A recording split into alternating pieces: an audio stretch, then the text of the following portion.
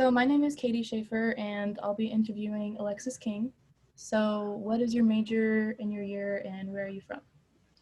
My major is psychology. I'm a sophomore, and I'm from Franklin, Indiana. Okay. So how did you end up in this class? My 203 got canceled, and my friends all got thrown into this class, so I decided to join it too. So would you recommend this class to other people? I mean, yeah, it was pretty interesting. Yeah. The atmosphere is super chill, so I think it was a fun class. So have you ever witnessed or experienced racism? No, there was two not white kids at my school, so it was predominantly white, so not much racism. I mean, racism could happen, but it's like I didn't know those kids, so I didn't see it, if that makes sense. Yeah. But yeah, I've either grown up in predominantly white areas or a predominantly African American area, so and I didn't see much racism because it was either one or the other, so that not much could happen. Yeah, I grew up in a similar to Franklin, so I definitely know what you mean as far as going to school with majority white people. Yeah. But I think a lot of the racism that did happen was unintentional, but still, I mean, it still had its effects. Yeah. So how have the events, or have the events of 2020 affected your perception of racism, such as protests, police brutality, the pandemic? The beginning of this year, that was a wild ride. I'm like, wow, people really suck. like all the bad stuff happened with George. That was the beginning of this year, right? George Floyd and all that. Was I that believe the end of he, last year?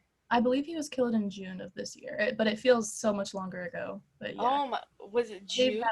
I believe it was June or May of 2020. Okay. Wow. Yeah. Thought it was January. I thought we started the year out poorly. I think But Ahmaud Arbery was maybe in February. That could be who you're thinking of. okay.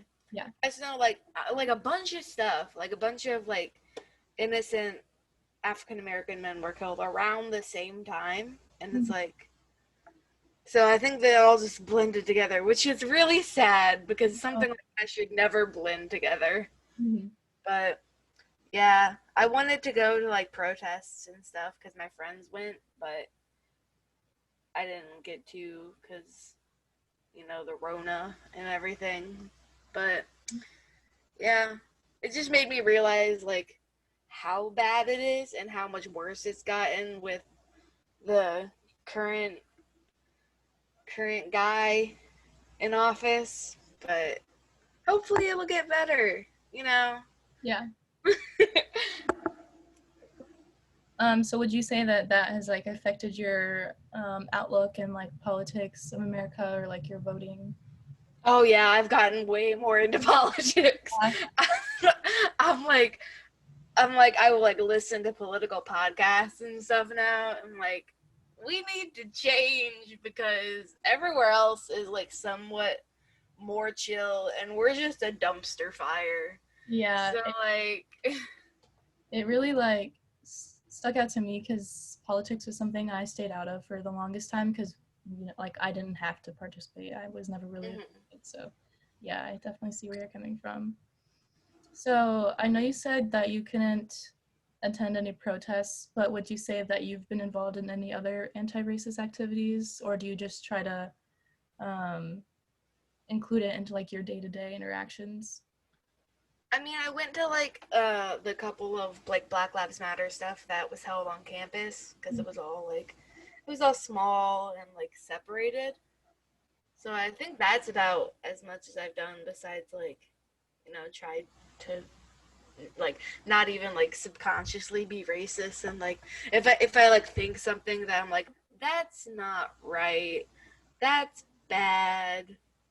You need to change that. But my friends, I've like had debates with them about certain racial topics, like can people be racist against white people and stuff like that. So I've gotten a lot more into like debating and stuff. So this Yeah, class has opened that up to me. I was gonna say we definitely tried to discuss that in this class, I feel like.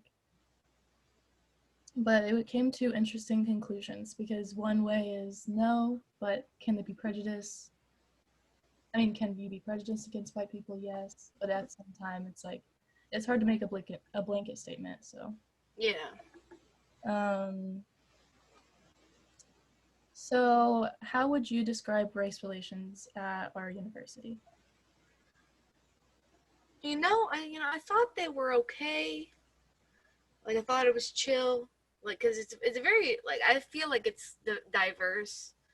Cause like I see more like African American and like Hispanic people than I've ever seen in my life here.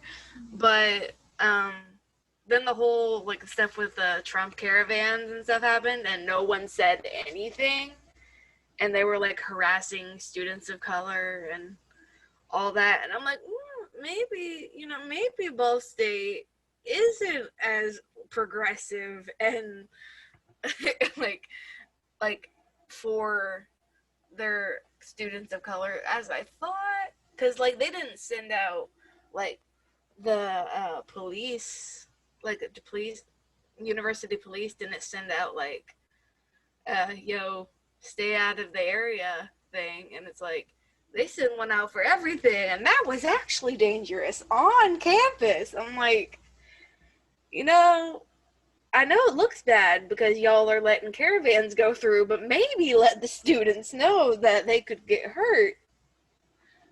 But yeah, so that changed my view of it, and I like looked on Twitter and stuff, and I saw like a lot of people who have like told their stories like about dealing with like racism in Ball State, and I'm like, oh, well, Yeah, I thought it was super interesting to hear that like some people, I mean, it was horrifying, like disgusting to hear that people had like glass bottles thrown at them and things shouted at them. But what I found interesting was that wasn't really, I didn't find that to be like reported. yeah, So that was something that was definitely upsetting. But yeah, I'm a freshman this year, so I can't compare like this year of Ball State to any time before, the craziness that happened this year. yeah. Um, so I guess kind of in relation to the Trump caravans and like things like that, do you think that Ball State has done a good job at creating a culture of belonging? From what I read on Twitter, no, but I haven't seen like besides all that, I haven't seen anything that says like they're not for belonging. I think they're just neutral. They're like, yeah, they're here. Like students of color are here, but we're not gonna like pay like a whole bunch of attention to them. Like I know we have the I don't know the names of them, but like the societies and stuff for like different types of students of color. Oh, like unions and things like that. Yeah, like and we have stuff for we have like spectrum and stuff. So like but those are like and I feel like those are more the students rather than like the university lets it happen, but they're just like they're there because like the big four, big five, how many ever, like the big diverse societies of Ball State were the ones that like said something to the president or something about the caravans, and like that's what made them say something about it. And it's like the students are more like I feel like the students are the ones that like create the acceptance and stuff, and the university is just like, they're there, it's fine. If that makes any sense at all. Yeah, I know what you mean. I think they're afraid to say certain things, but sometimes those things really do need to be said. So Yeah. I get what you mean. Um, so I guess, is there anything specifically that you learned in this course? It doesn't even have to be like a vocab word or anything. Is there anything specifically in this course that you feel like really changed your outlook? Or like it could be a scenario that we read about or anything. Mm,